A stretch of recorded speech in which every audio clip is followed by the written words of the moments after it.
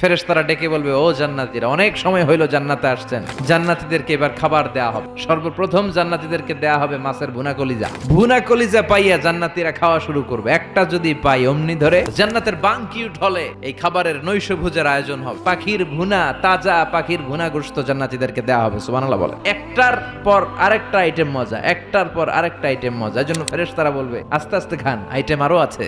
আবার রব্বুল আলামিন বলেন, ওয়া ফাকিহাতিন কাসীরাতিন লা মাকতুআতিন ওয়া লা মামনুআ।